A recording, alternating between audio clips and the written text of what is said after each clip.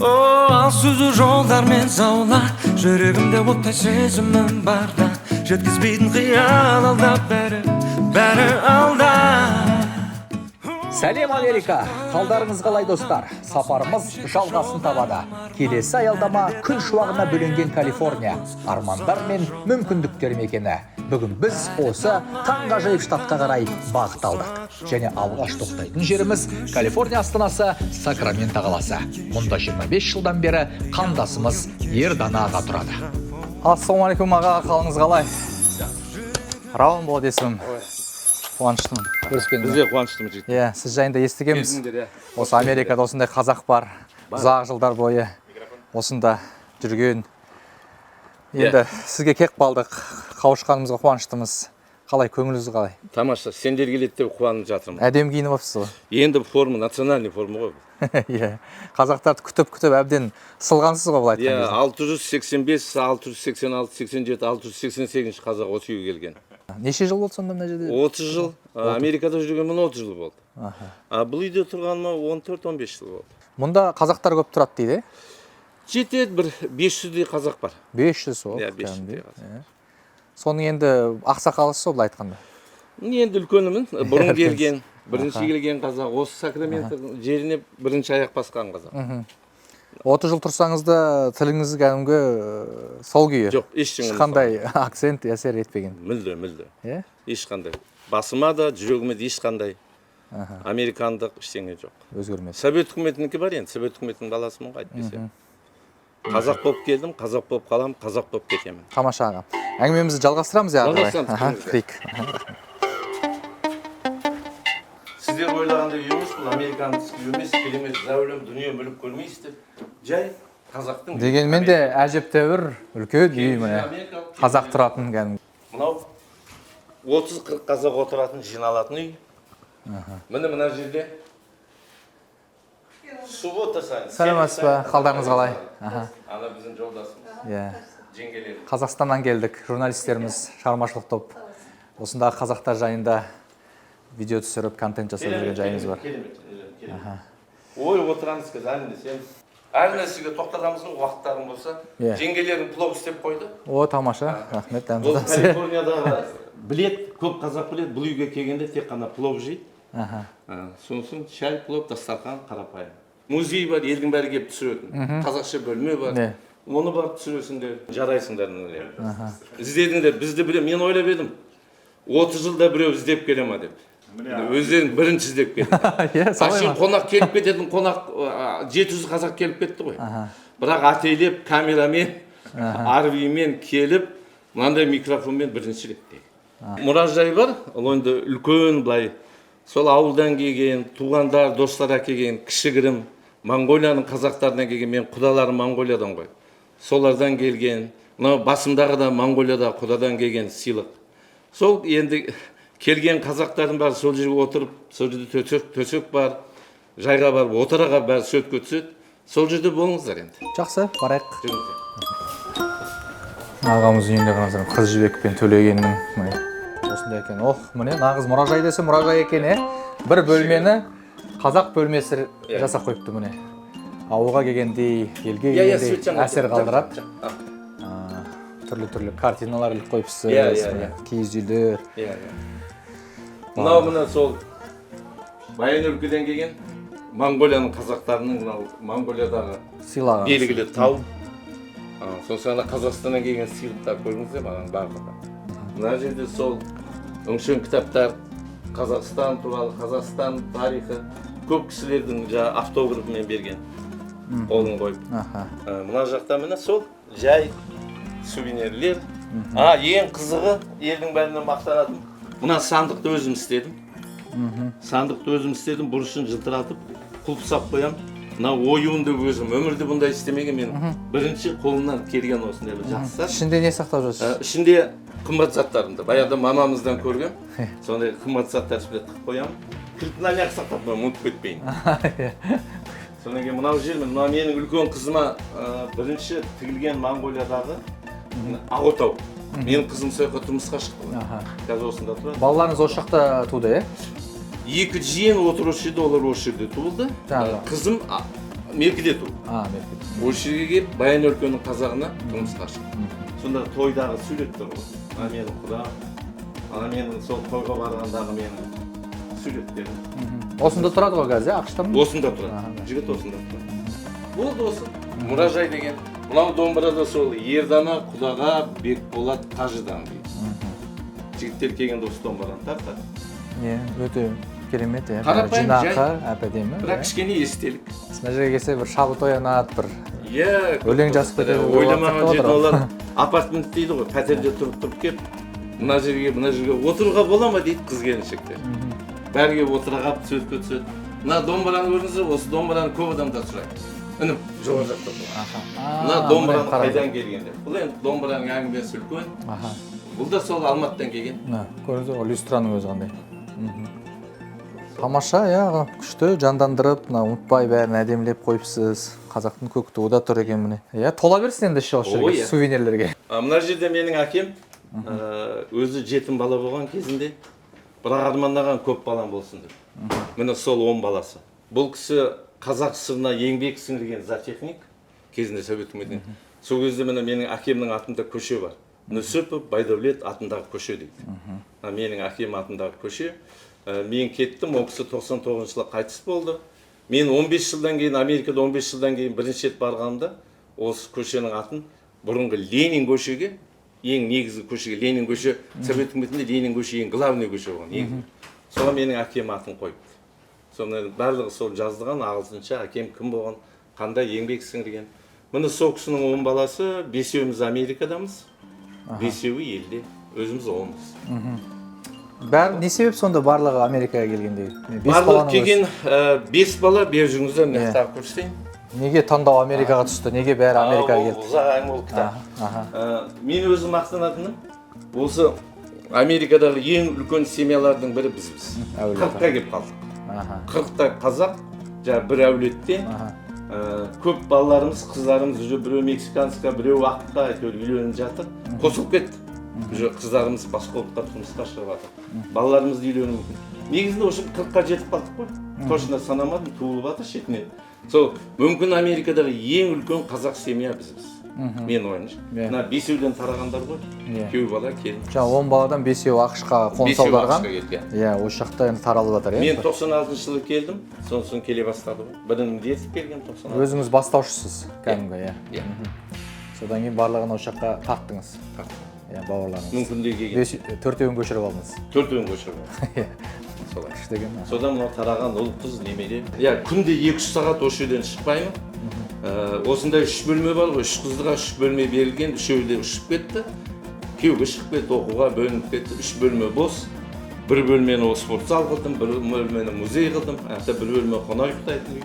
Міне күнде 2-3 сағат осы жерде өтеді уақыт. Займас еді, мына бересіге. Қол. Сол 64-ке келсем де әлі. Американстарда good shape. Good формадамыз. Күшті. Өте керемет. Апаймен тұрасыздар ғой бірге, сонда осы жерде. Балалардың барлығы басқа жақта қалса. Балалар бәрі басқа жақта. Бәрі.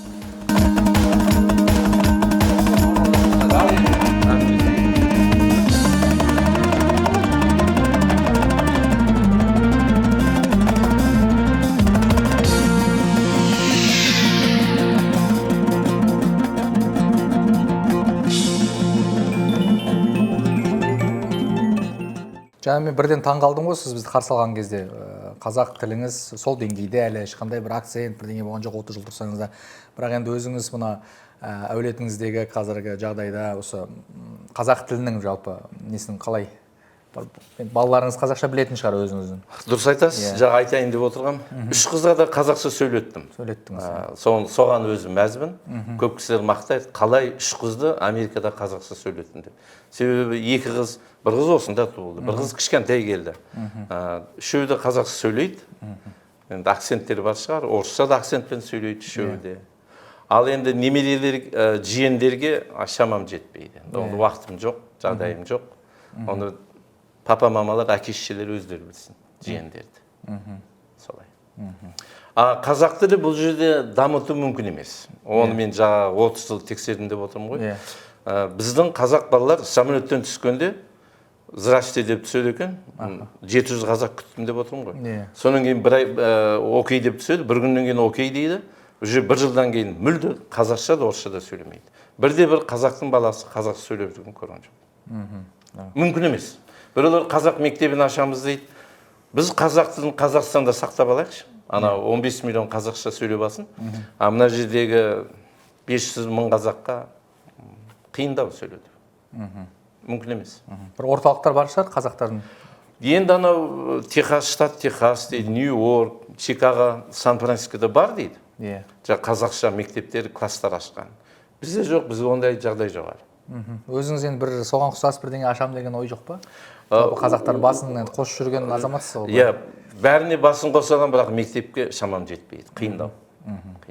Себебі мен осы жерде мектеп ашам деген, осы ана жерде 3-4 парта қойып, досқа тақтай қойып, бірақ келмейді ғой ешкім. Уақыты жоқ. Оны мұғалімге төлеу керек. Мен оның қайсы біріне төлеймін. Бәріне бірге пенсия зейнетін ақшасы жетпейді ғой. Мектепке де бәріне де. 50 жылда ел жаңа деп жатырмыз. 30 жылда Америка қалай өзгерді? Тек қана жақсы жағына өзгерді. 30 жыл бұрында енді дамып тұрған мемлекет болды ғой. Иә. Содан бері әлі дамып тұр. Әлі дамып жатыр. Ешқандай не жоқ. Жаман, бір жер жаман болды деген жоқ. Тек қана жаңа мектепті айтам, өздеріңіз оқыған жастарсыз ғой, білесіздер. Жаңа мектепте жаңа көктер, қызылдар көбейіп кетті дейді. Балаларға жаңа тыныш, жыныс жағынан, басқа жағынан ештеңе байқамаймын. Сол жағы қиын болып тұр да. Иә, демократиялық штат бұл жерде мүлде жаман. Соның кейін мына жерде көп қазақтар 700 қазақ келіп деп отырмын, соның кейбіреуін айтып қоям. Немерең бе, шөберең бе, айтпай қойын енді бұл жерде. Қызың ба, балаң ба ауысып кетсе ренжіме. Америкаға келдің ба, дайын бол. Ол ағылшынша сөйлеп кеткен онша қорқынышты емес. Қазақ тілін ұмытып кеткен. Жынысын ұмытпаса, оған шүкір деп отырамын. Солақ, басқа ешқандай сен көріп тұрған жоқ. Қымбаттаған заман. Зейнеткерлерге барлық жағдай жасалған, өзіңіз жаңа жемісін көріп отырсыз ғой енді. Керемет. Ол жағынан сыйлайды адамды, еңбегін деген сияқты. Иә, керемет сыйлайды. Мына жерде қараңыздар, қызық нәрсе, маған ағамыз бағанан бері айтып жатыр ғой, біздің үйден 700-дей қазақ келіп кеткен деп. Міне статистикасы да бар екен, қандай керемет мынау барлығы. 685-ші қазақ біз екенбіз. 685, 86, 87, 88. Содан кейін үйге келген қазақтың бәрін күлдіретін себебім, көрдің ба 685. Бұл мыңға келген адамға, мыңыншы адам нөмір алған, $1000 ақша беремін деп отыр. Соған біреулер айтады, мың болғанда маған айтыңызшы, мен мыңыншы адам болып, екінші келген саналмайды ғой. Сол где-то 900-ден асқаннан кейін айтпаймын.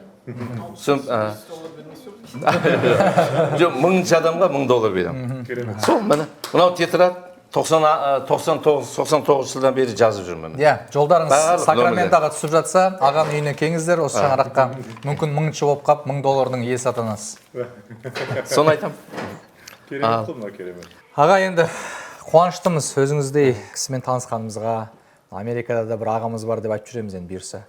Мына жаққа енді қазақтар үзілмесін, келе берсін, шаңырағыңыз биік болсын.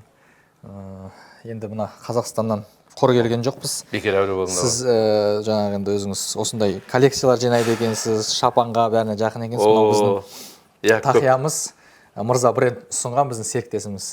Басыңызға. Ой, рахмет. Кисеңіз. Ой, тура келді. Дәу басына. Сосын тағы бір серіктесіміз Мирл бренд сізге осындай шапан беріп жіберген. Ой, иә, сол. Емеда керек, сөз көтір мен. Шапан болған дос кәдімгі киіп жүресіз. Тура менің размерім. Наурыздарда, иә. Ауылдағы тойдағыдай болды, тойда өсіп кигізеді ғой. Рахмет інілерім. Жүргенде жолдарың болсын. Иә, шоколад. Ой, иә, қыздар. Жиендеріңізге. Ой, рахмет. Мен онда тілегімді айтайын. Бата бере алмаймын. Маған бата бере алмауға рұқсат бар, себебі мен Америкада жүргелі 30 жыл болды. 96 жыл мен кеткенде бата өте аз берілетін. Қазір жастар да бата береді. Бірақ мен тілек айтам. Тілек не, бата не, екеуі бірде жақын ғой. Құрметті менің інілерім, жүргенде жолдарың болсын. Аттарыңның аяғы шалынбасын. Аспандарың ашық болсын. Жолдарың кең, жан ұяларың, еліміз аман болсын. Әр қашанда күштерің кетпесін, аяқтарың талмасын, жігерлерің қайтпасын. Сендей сендерде інілерім бар. Мен мақтанып, сендерді әрқашан еске алып, сендерге ақ жол, бақыт тілеп жүрейін. Мен енді зет жасайын. Менің зетім сол, енді ұзақ жол жүргесіндер. Мынау енді кішкентай менен сыйлық, бір жанармайларыңа осы болсын. Рахмет аға. Зет полициясы. Рахмет аға. Құл болып шықпаңдар. Пашка доллар кетті, пашка доллар кетті. Аман болыңдар. Рахмет аға. Ердана Байдәулетұлының өмір жолы бізге бір шындықты еске салады. Қайда жүрсең де, өзіңмен бірге алып жүретін ең үлкен байлық туған тіл, ұлттық рух, отбасыға деген махаббат. Жер ауыстыру тамырды үзбейді, егер жүректе елге деген сүйіспеншілік бар болса.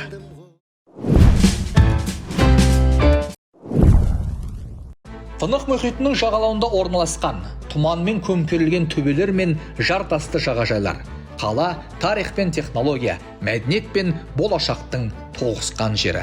Бұл Сан-Франциско. Бұл шаһарға аяқ басқан әрбір адам ең алдымен атақты алтын қақпа көпірін Golden Gate Bridge'ті көруге асығады. Тұман арасынан көрінетін қызыл түсті бұл көпір Сан-Францисконың символы ғана емес, инженерлік өнердің кереметі де. Кеше ғана Чикагода ыстықтап, терлеп жүредік. Бүгін мінекей Сан-Францискоға келіп, жаурап жатқан жайымыз бар. Қалың киініп алдық, дірілдеп тұрмыз.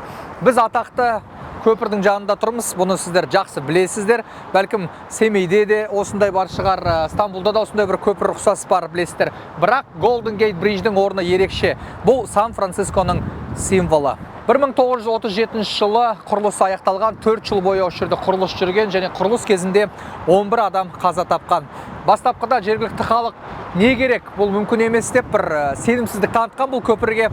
Өйткені бұл жерде жел, тұман тұрған, тіпті жер сілкінісінің қаупі болған, сондықтан да көпірдің жалпы салынуына көп адам қарсы болған. Дегенмен де міне салынды, әп-әдемі бірнеше шақырым жолды құрайды. Міне қарап тұрсаңыз көпірлер бір жерден екінші жерге баруға болады. Шынымен де өте бір әдемі, ғажап жердің бірі. Не істесем де болғым келет one-one. Бесе-бесіз бітті сөзім батпан. Оқ жетпес шапшаң тез есі аспан. One-one-one-one-one. Амандасып жатыр, түсірсеңдер, шайналайындар. Ассалаумалейкум. Арақтан сәлем. Иә. Өскемен сәлем, Өскемен. Өскемендіксіздер ғой, қазақтармен келісіп қалдық. Дем алып келдіңдер ма, әлде оқып жатсыңдар ма? Дем алып Дем алып келген, қыдырып жүр. Біз де қыдырып жүрміз, Қазақстаннан келгенбіз. Осы жерде оқисыңдар ма, негіз басқа жақта? Мен вообще Нью-Йоркта тұрамын. Нью-Йоркта тұрасың, Бала. Дұрыс. Міне, қазақтар көп қой, міне, Сан-Францискода біздің жер дейді. Сол сияқты ғой. Дұрыс, рахмет, сау саламат, елге сәлем жіберіңдер, дұрыс. Давайте. Көріңдер ютубтан бұйырса.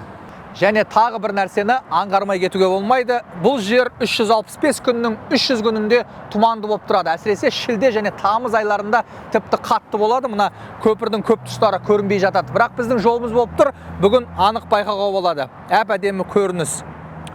Осы тұманды жергілікті халық Карл деп атап кеткен, тіпті әлеуметтік желіде парақшасы бар. Осы жерді арнайы бақылап отырады, сол жерде бөлісіп отырады, жазып отырады барлығын. Қашан тұман болмайды деген секілді. Тамыз айында жаңа айтып өткенімдей, тұман өте сондай көп шоғырланады бұл жерде. Сол себепті фокус деп атап кеткен бұл жерде. Golden Gate көпірін көптеген голливудтық фильмдерде де кездестіруге болады. Бұл жерде Годзилла, Маймылдар планетасы, сондай-ақ Кинг-Конг сияқты тағыстағы фильмдер түсірілген. Мына Планета обезьянда естеріңізде болса, мына жақта маймылдар тұманның үстіне шығып кететін еді. Бір қайталап көріп алсаңыздар болады, бір эпизодтарды. Тура сондай, осындай бір ауа райында түсірілген. Сол фильм қазір еске түсіп жатыр. Басқа да көптеген фильмдерде кездеседі. Golden Gate көпірі әлемдегі ең танымал жерлердің бірі. Өйткені туристер бұл жерде өте көп келеді және фотоға түседі. Фотоға түсу бойынша топ 10-қа кіреді. Біз де енді келіп тұрғаннан кейін бір селфи жасап жіберейік. Кәнекей. Не істесем де болғым келет one-one. Бесе-бесіз бітті сөзім батпан. Оқ жетпес шапшаң тез есі аспан. One-one-one-one-one-one-one. Не істесем де болғым келет one-one.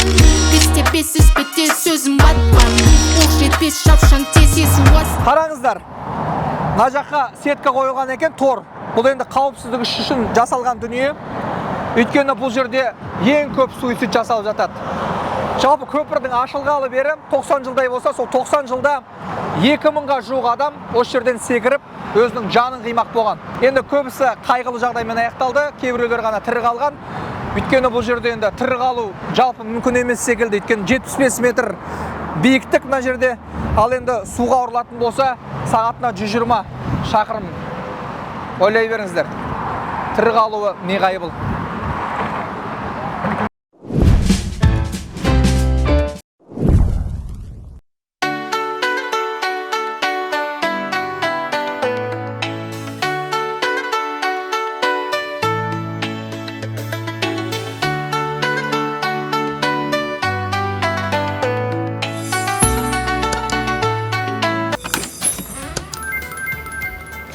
Ойбай, мына жер қиындау жерге тоқтаптық та. Бұл жер Чайнатаун, ақш-тағы ең көне және ең ірі Қытай кварталы. Барып аралайық. Міне қараңыздар, Қытайдың қызыл туы желбіреп тұр, ақш-тың туы да тұр. Енді бұл жерде өте көп Қытай халқының өкілдері тұрады. Шамамен 100 мыңдай, ойлаңызшы, 100 мың Қытай көшіп келген. Кәнігі бір үлкен ауыл. Енді бұлай айтқан кезде, мысалға, Жаркент қаласында 100 мың адам тұрады. Бір Жаркенттің тұрғыны осы кварталда тұрады. Енді бірден Қытайдың тағамдарының иісі мүңкіп тұр. Мұрынға кәдімгі кеп тұр. Нені ашады? Аппетитті ашады кәдімгі. Талғамды ашады. Енді көрейік, не бар екен бұл жерде. Негіз енді көптеген қалаларда ақш-тың Чайнатаундар бар, бірақ жаңа айтып өткенімдей бұл жердегісі ең ірісі және ең көнесі. 100 жылдан астам тарихы бар. 1848 жылы құрылған, 100 емес, тіпті 170 жылдан асып кетіп отыр. Сондықтан да бұл жерде көрсететін нәрсе көп. Міне қараңыздар, Қытайдың мәдениетін сезінуге болады осы жерде. Құдды Қытайда жүрген секілдіміз. Енді туристер көп келеді бұл жерде. Чайнатаун деген кезде бірден қай елден келсе де адамдар көргісі келеді бұл жерге келіп, танысқысы келеді, не бар екен деп. Салғамнан қараңыздар міне. Asian Trends деп жазып қойыпты. Заттар міне Қытайдың дәстүрінен сыр шертетін киімдері, сол жақтың салт дәстүрлері мінекей. Өкінішке қарай түсіруге болмайды деді, оған да көндік. Тәртіп бұзбайық.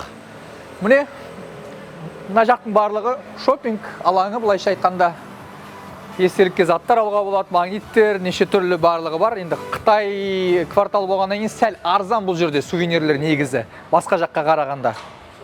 Кейбір заттар Қытайдан келеді, Қытайдың енді заттар қай жерде болса да арзан ғой. Қараңыздар, Брюс Лиді білесіздер ғой, Сан-Францискода дүниеге келген. Голливудтық актер, жалпы шығыс жекпе-жек өнерінің майталманы ғой енді. Мінекей, Брюс Ли бекерден бекер тұрған жоқ бұл жерде. Осы жаққа табаны, аяғы тиген, осы жерде жүрген, көз тірісінде ол түсінікті. Өйткені осы жерде дүниеге келгеннен кейін. Осы жақта қанша жылдан бері тұратын қытайлар, тіпті ағылшын тілін білмейтіндер де бар екен арасында. Ойлаңыздаршы, яғни өздерінің осы жерде еркін сезініп жүрген жайлары бар. Ешқандай да жаңағы қиналмай-ақ өз тілдерінде сөйлеп, тіпті ағылшын тілінен махрум халықтың қарасы көп бұл жерде. Негізі Қытайдың асханасынан да дәм татсақ болады осы жерде. Өйткені неше түрлі дәмханалар, ресторандар ашылған. Біз енді кешкі уақытта келдік, ар жақта қараңызшы, пандалар сатылып жатыр екен де, жабылқапты. Жабылатын уақытта келгенбіз біз. Қазір Сан-Франциско уақыты кешкі 8. Міне Қытайдың архитектурасы, тура сол Қытайдың сәулеті. Сан-Францискодағы Чайнатаун, осы жерде 1906 жылы жер сілкінісі болған. Кішкене ғимараттар қирап дегендей, содан кейін қалпына келтірген бұл жер. Және қазіргі таңда америкалық, қытайлық мәдениеттің символына айналған жер. Бұл жерге Қытайдың жаңа жылы уақытында келсе, кәдімгі атмосферасы ерекше. Бұл жерде түрлі парадтар өтіп жатады, айдаһарлар шеру өтіп жатады. Енді көп дүниелер болып жатады мұнда. Бұлай жүріп мен жаурап кеттім. Мынандай алмасақ болмайды қазір бір жылысын. How much? 20 доллар екен. Енді қазіргі курспен 12 мың теңге ғой. Мен Америкаға келатқанда курс 500 теңге болатын. Осы жаққа жеткен кезде 50 теңгеге ме қымбаттап кеткен.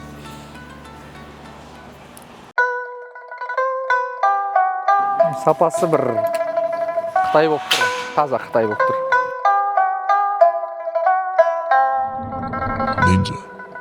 Так. Мынаны алдым, енді амалсыз алдым, просто мұздап кеттім да. Әпсе амайтын енді бұл жерде. Жаурап кеткеннен кейін. Не, жеңіл киімдерді ғана алып келген ғой мына жақта енді. Күн шыжып тұр, ыстық деп. Жақсы болды енді, жарайды. Енді мына жақта шошқаның етінен, жалпы сиырдың етінен жасалған тамақтар бар екен. Біраз енді таңдауға тұрарлық тағамдар көп мына жерде. Шынымен де қайсын таңдау қиын болып тұр ғой. Сорпа ашу керек еді, ашысынан, е? Тағы не бар? Кола, окей.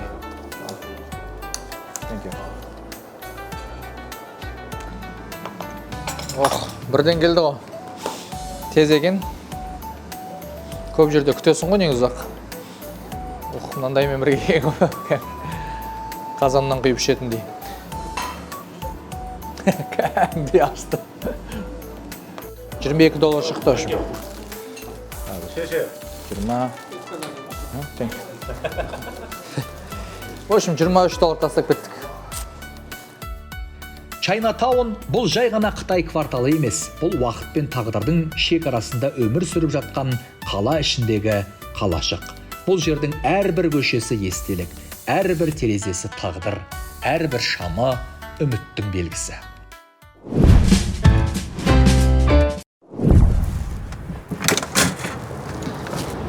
Сан-Францискода үй арбамен жүру өте қиын, сондықтан да біз осы жерге тастап кетуге мәжбүрміз.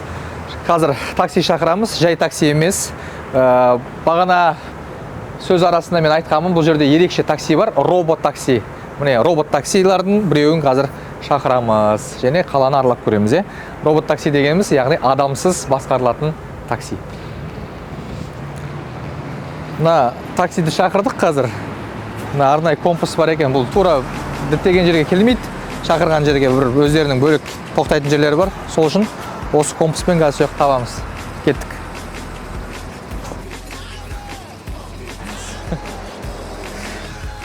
Жиырма 1:77-ге келеді деген. Тауып алдым, осы жерде тұрмын. 1 минутта қазір такси келеді. Қызық болайын деп тұр.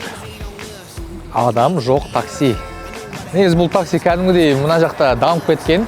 Әсіресе Сан-Францискода бірнеше данасы бар. Қалада енді көпшілік сол таксидің қызметін тұтынып жүр. Біздің енді жаңағы екінші жаққа баруымыз шамамен 20 долларға шығып тұр. Мына жерде көрсетіп тұрғаным бойынша. Қазір отырайық. Біз тұрмадым ғой деймін, соған қарағанда анау ғой деймін біз күтіп тұрған такси. Бір қарасаң полиция көлігіне ұқсайды. Несі жанып тұрды. 30-85 па? Басы? Кірейік ал. Бисмилля деп. Отырдық көлікке. Рөлде ешкім жоқ. Старт дегенді басамыз қазір. Кеттік ал. Жергілікті халықтар айтады, адамнан қорқып дейді. Бірақ мына көліктен қорқудың қажеті жоқ дейді. Бұл көлікте мінекей адам жоқ болса да бізге аса бір алаңдамау керек деп жатыр.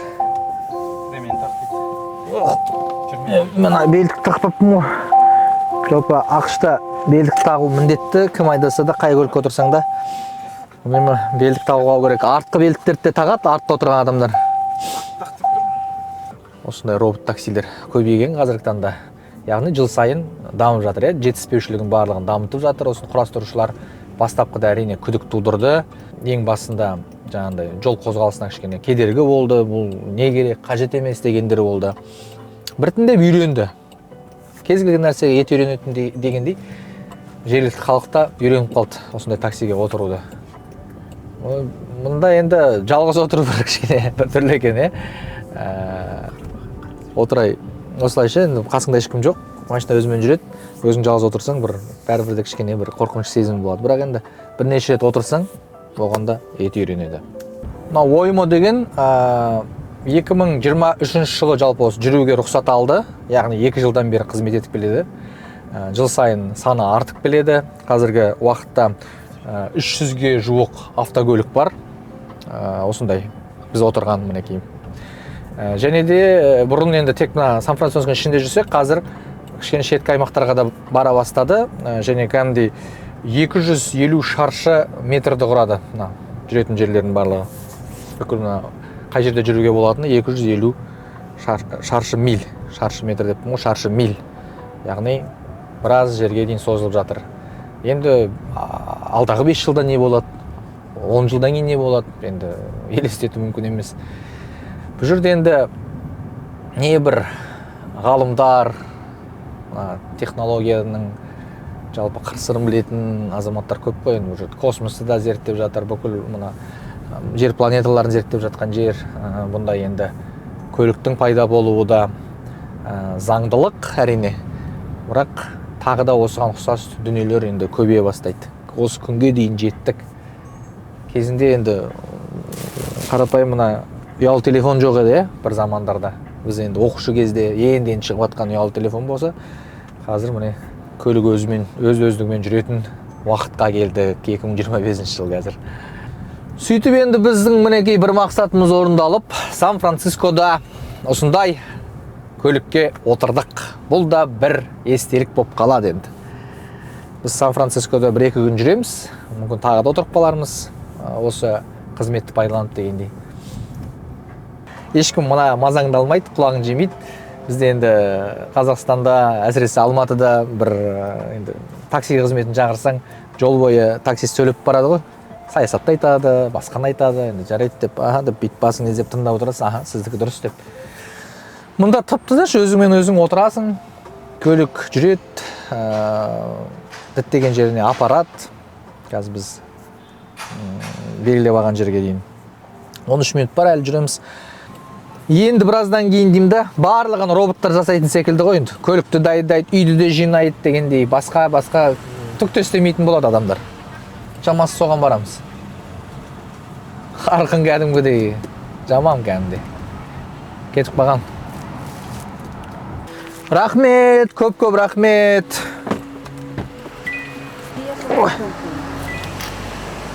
Робот таксиге алғыс айтып, келдік. 20 минуттай жол жүрдік, $20 төледік. Міне көлігіміз әкеп тастады бізді. Енді келесі клиентті күтіп тұр қазір, міне кетті. Келесі клиентті алуға адам жоқ, көрдіңіз ғой міне. Терезесі ашық, жауып алды. Қараш бәлесін. Біледі? ақш-қа виза керек пе? Көмекке Go Visa компаниясы келеді. Қажетті кеңес алыңыз.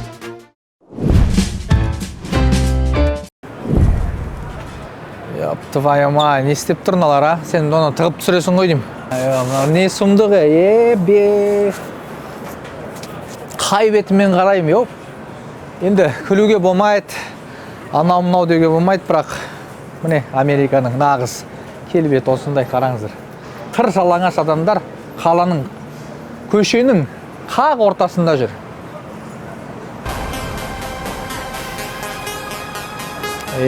Солай да болады екен, Ooh la la, come see, come ça. One day I feel it's love, next day it's not enough, it goes 1, 2, 3. Come ça. One day I feel so high, next day I wanna cry singing. Ёпырсыты, қайда келдік? Мына ту сіздерге таныс па? Бұл бір жыныстылардың байрағы. Кастро деген аудандамыз, әлемдегі ең үлкен бір жыныстылардың ауданы. Come back and stay. Sometimes when you with me, it is real love I see. Or do you play with me? Бұл жерде енді көп нәрсені түсіруге бола ма, болмай ма, ол жағы беймәлім. Негізі енді аса бір жасырынбайды бұл жерде енді. Ашық қой барлығы, ойбай. Ар жаққа қарамай қойық. Бір жыныстылардың құқықтары бұл жерде шектелмейді, қорғалады. Сондықтан да емін-еркін жүргендері де сол.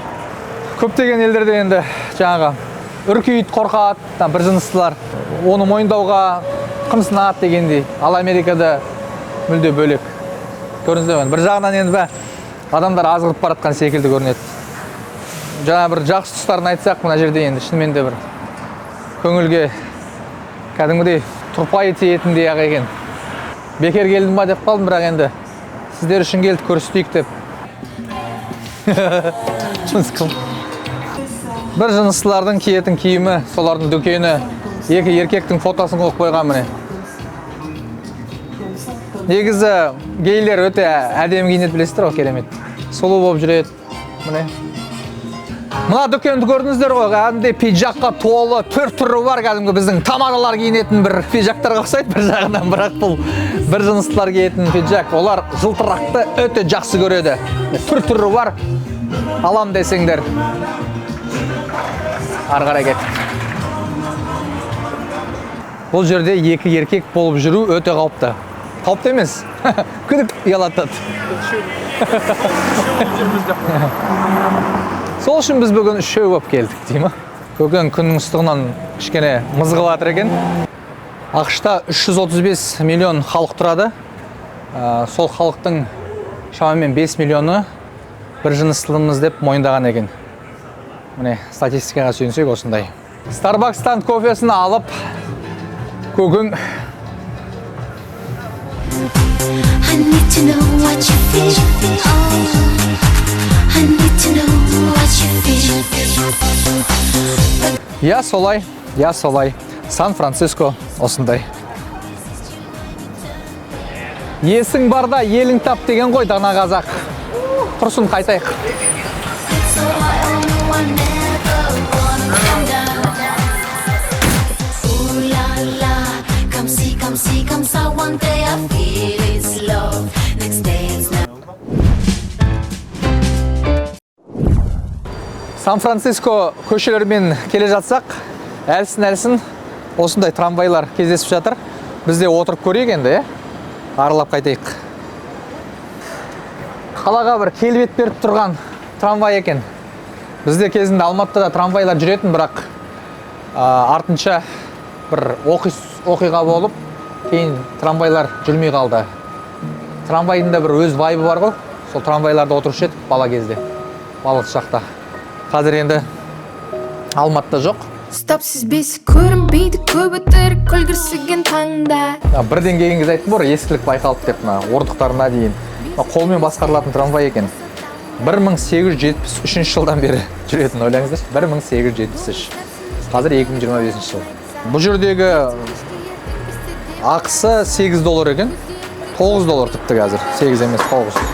Неге десеңіз, бұл туристік трамвай. Туристер отырады, қаланы аралап үшін. Сондықтан да өз бағасына лайықты сай деп есептеуге болады. Көненің аты көне, бағалау керек. Жаңа ар жаққа негізі ерте отырып аптық. Кезекке тұру керек екен ғой. Бізді мына жаққа қарай қайтарып жіберіп, билет алу керек деп, қазір мына жақтан билет алайық. $9 дедік қой. Бұл бір жағына $9, егер жаңағы бір күнге алатын болсақ $15, 4 жасқа дейін тегін. Билет алдық $9-ға. Енді кезекке тұрамыз бар.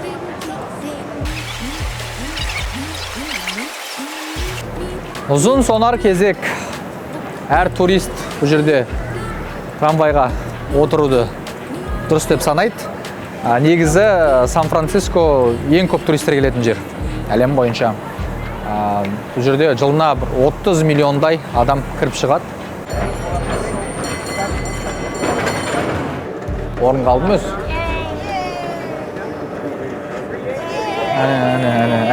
Әне. Менің достарым.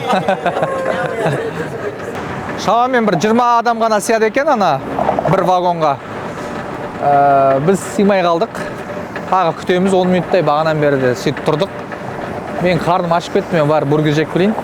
I'm very angry and hungry. Сіздер күте тұрыңыздар, бізде жарнама. ақш-қа виза керек пе? Көмекке Go Visa компаниясы келеді. Қажетті кеңес алыңыз. Стоп сүзбесі көрінбейді, көп өтір күлгірсіген таңда. Себебін іздеп шындықты торламанда. Отырайық енді. Отырдық. Бұл әлемдегі жалғыз жұмыс істейтін толық кабельді трамвай жүйесі. ең көрікті жерлерді көруге болады осы трамвайға отыру арқылы. Қазір алаймыз. Енді қолмен басқарылатын деп айттық қой жаңағы осы трамвайды. Негізі оңай емес бұл трамвайды басқару. Сол үшін де бұл жерге грипман маманы керек, немесе грип women. Яғни жаңағы айтып өткеніміздей кабельді ұстауды, тежегішпен жұмыс істеуді жақсы меңгеру тиіс олар. Бұл физикалық жағынан өте ауыр жұмыс болып табылады.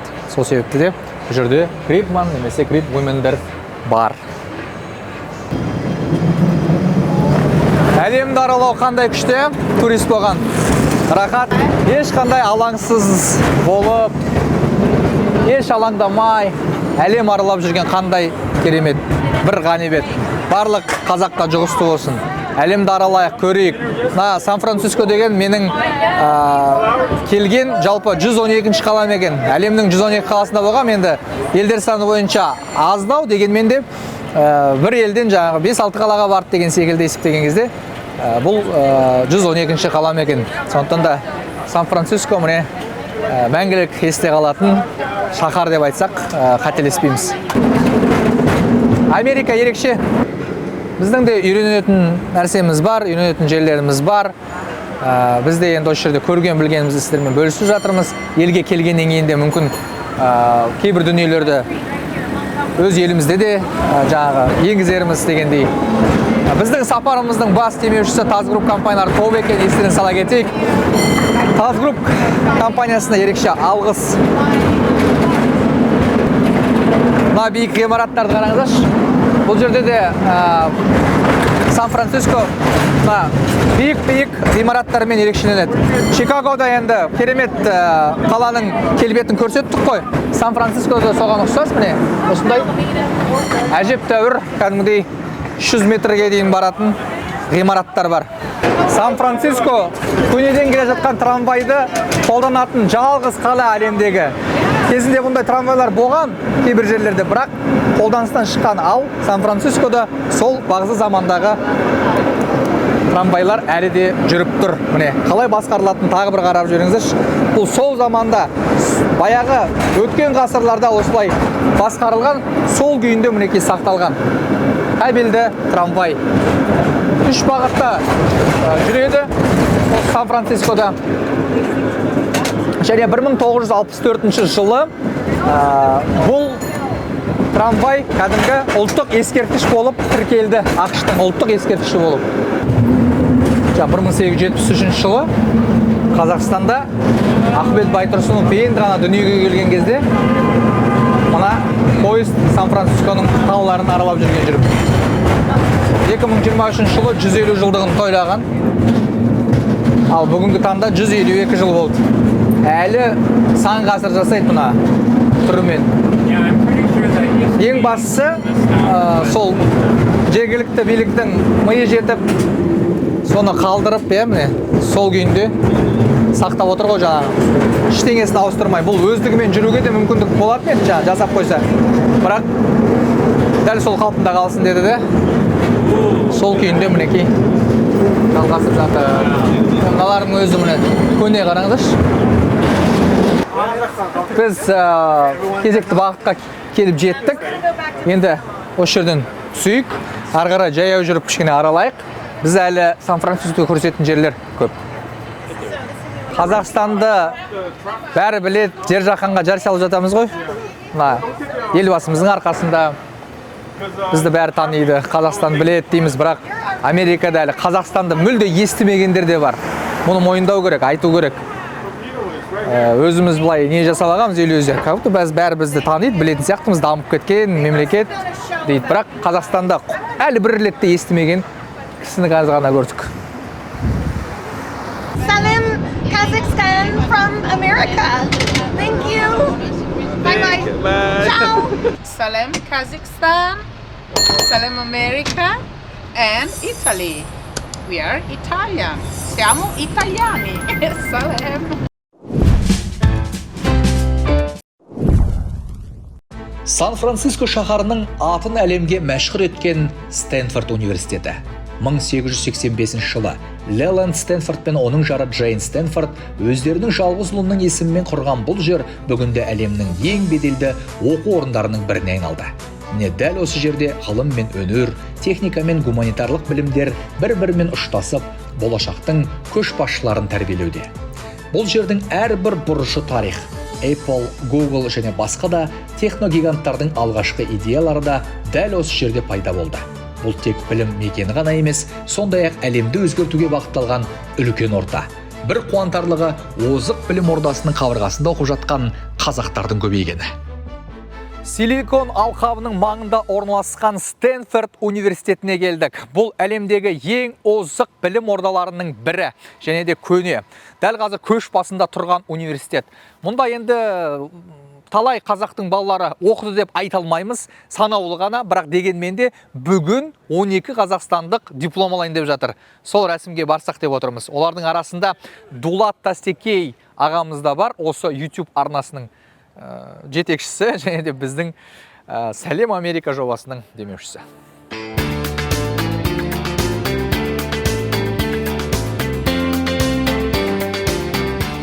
Және біз қазір осы маңда жүрген қазақтарды көріп отырмыз. Ассалаумағалейкум, қалдарыңыз қалай? Жақсы, сәлеметсіз ба? Біз Қазақстаннан келгенбіз.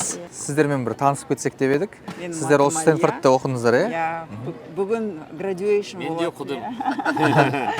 Қайрат екеуміз. Қайрат былтыр бітірген, мен биыл бітіргем. Осы Стэнфордтың жанұясы болып қалдық. Сіз былтыр оқыпсыз, Неге Стэнфорд таңдадыңыздар сіздер? Потому что это сейчас сердце Кремниевой долины, инновации, искусственный интеллект, все тут. Я выбирал между, по сути, есть три топ-университета, в моем понимании, это MIT, Гарвард и Стэнфорд. Если бы я выбирал лет 10 назад, я бы выбрал MIT, он из них самый такой научно продвинутый. Я как физтех закончил, такой инженерно-технический уклон. Но уже сейчас, с точки зрения IT-бизнеса, Стэнфорд является номер один. Сөйтіп сіз жұбайыңызға осы жерде оқу керек бойынша кеңес бердіңіз. Жұбайымызға Промоушен, жыл бор. Көп достарым. Көп достар осында. 12 қазақ келіп тұр, сол көбісі Қайраттың промоушен үшін келді. Жыл бойы ол Стэнфорд туралы айтты, бізге кейстарды айтты, неше түрлі қызық нәрселер бар екен. Күнде біз өз-өзімізді ашып тұрамыз. Бұйырса енді елге барасыздар, осы тәжірибелеріңізді пайдаланасыздар. Әрине. Рахмет, сәттілік. Тағы бір қазақ жүр. Дулат ағамыз. Қалыңыз қалай? Жақсы, Құдайға шүкір. Құтты болсын, бүгін сіздер осы Стэнфордта аяқтап жатсыздар. Енді сіздің таңдауыңызда Стэнфордқа түскен екен. Неге бұл жерді таңдадыңыз? Енді әлемге әйгілі Гарвард, Стэнфорд, MIT, Уортон, Йель деген сияқты университеттер бар. Бірақ мысалы үшін Стэнфорд Лига Плюща деген нәрсеге кірмейді. Себебі ол кезіндегі сол мықты университеттің арасында спортсмендерді жасап, солардың арасында жасалған дүние. Бірақ та қазіргі таңда Стэнфорд, яғни бұл силикон алқабы, әлемдегі технологияларда чемпион болып тұрған орын. Стэнфордтың оған тікелей қатысы бар. Қазіргі әлемге танымал, мысалы үшін Google компаниясына қарайтын болсаң, осы Стэнфордта оқыған балалар Google-да осы Стэнфордтың кампусында жасап шығарған. Қазіргі жасалып жатқан жасанды интеллектке байланысты көптеген жаңалықтар, ашылулардың барлығы осы Стэнфордтың университеттеріне қатысты. Сонымен қатар Стэнфордтың бизнес мектебінің түлектерінің мынау стартап жасап қоймай миллионер болып, одан кейін миллиардер болып, юникорн болған компаниялардың санын түлектермен салыстыратын болсақ, Стэнфордтың түлектері қазіргі таңда топ бірінші, number one болып тұр. Оның өзі де бекер емес. Сондықтан да бұл енді Стэнфордтың беретін контенті, Стэнфордтың беретін өзінше бір ерекшелігі, бір вайбы деп айтсақ болады, күшті. Келгеніме өкінбеймін, міне 6 апта зыреттіп өте шықты. Бір ерекшелігі бұл жолы мен бұл оқуға бала-шағамды алып келдім. Бала-шаға хаста болғаннан кейін кішкене көңіл жай. Сонымен 6 апта 206 әр елден келген азаматтардың арасында оқуды бітіріп бүгін қазір graduation аяқталу рәсімі болады. Дипломды, сертификатты қолға аламыз. Иә, біз қазір мына жерде жүріп, біраз қазақтарды көріп қалдық. Негізі бұл жер бір алынбайтын қамал сияқты көрінетінді, бірақ кейінгі жылдары біздің елден де келе бастағандар көбейген секілді. Солай ма? Ол рас. Биылғы жылы біз 12 қазақстандық оқыдық. 12 қазақстандық және тағы да бір Ресейден келген Португалияда тұратын қазақ бауырымыз Тимур деген бізбен бірге оқыды.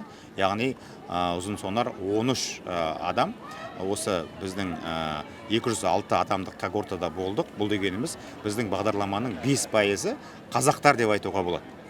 Бұл өте қуанатын жағдай, қуанатын жаңалық. Себебі бұл жақта келіп, білімін алып, осы жердегі адамдармен қарым-қатынасқа түсіп, өзінің жаңағы миын brain shifting жасап жүрген адамдар ертең елге барып, елдегі бизнестің, жұмыстың барысын жақсартады деген сенім бар.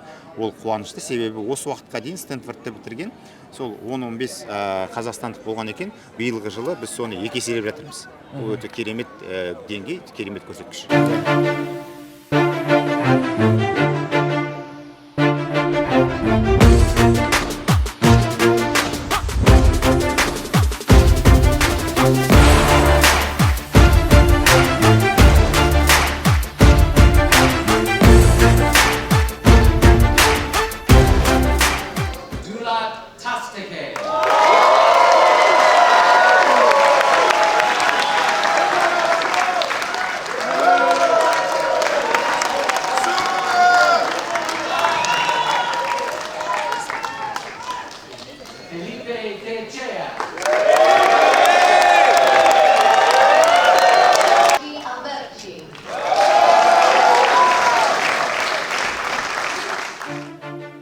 Достар, келесі бағдарламада біз киноиндустрия отаны Лос-Анджелес қаласына барамыз. Келесі бейсенбіде жолыққанша.